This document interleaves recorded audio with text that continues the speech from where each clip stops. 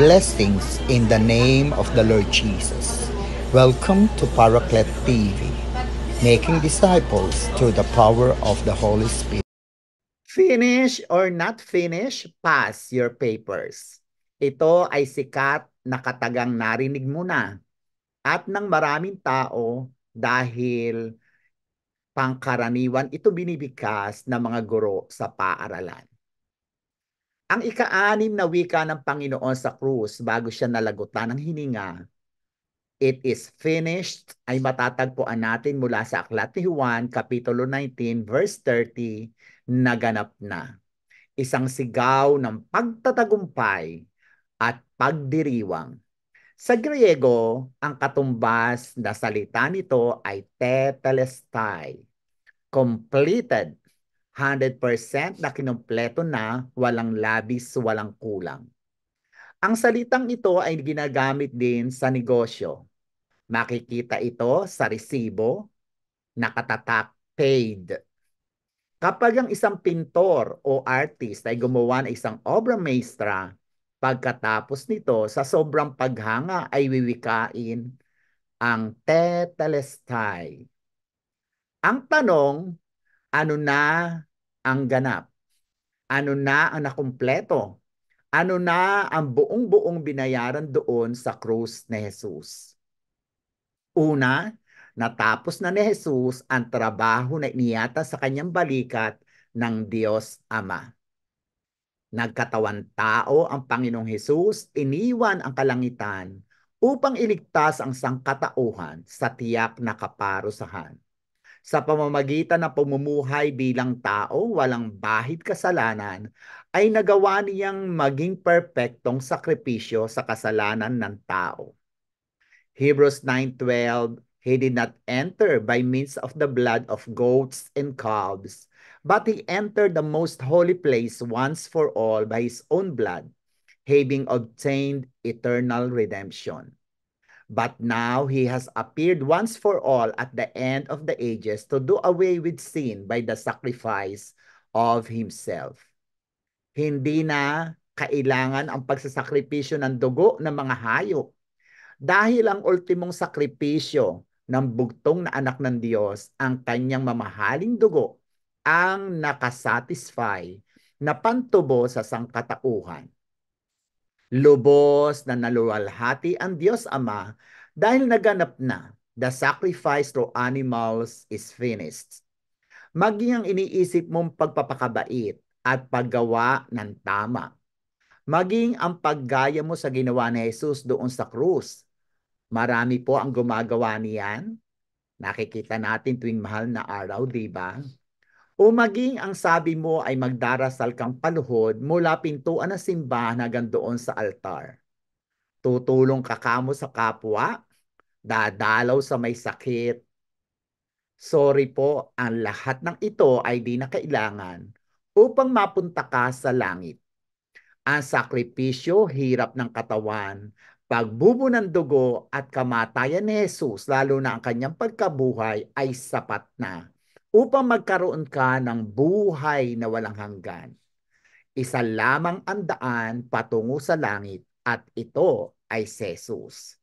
Jesus made it all and it is complete. Tetelestai.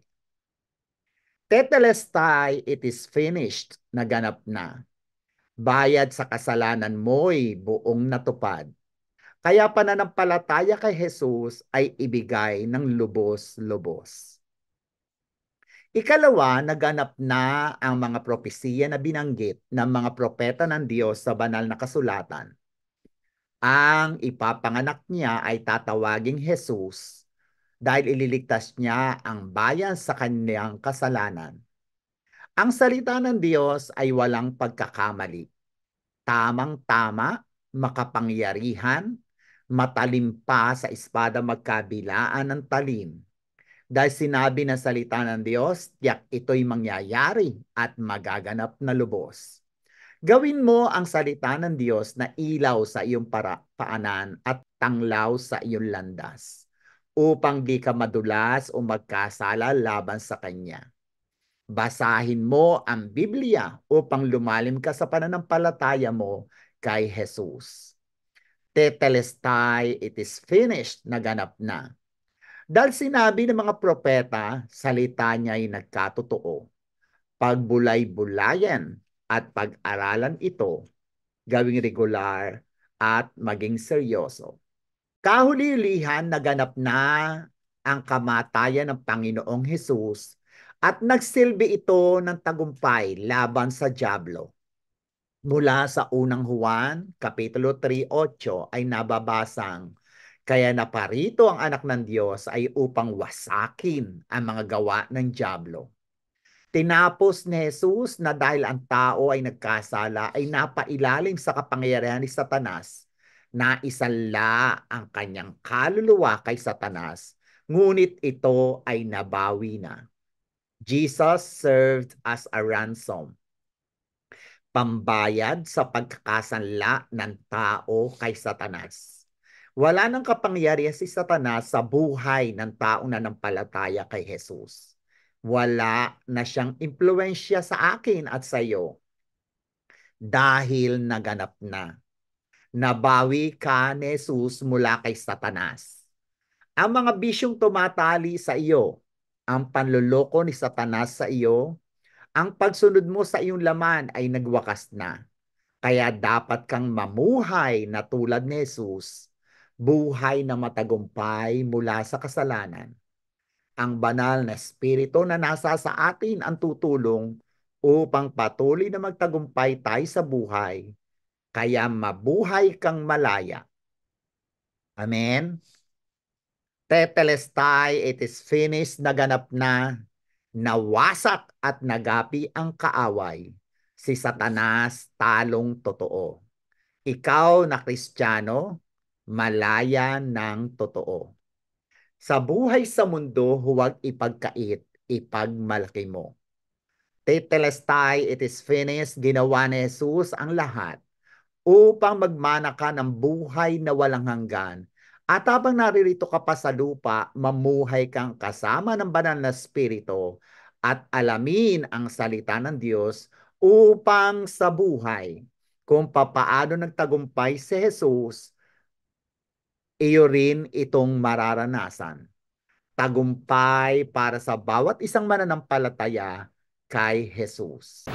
Share Jesus. Subscribe and Subscribe and share share Paraclet Paraclet TV. TV. Go, go, go.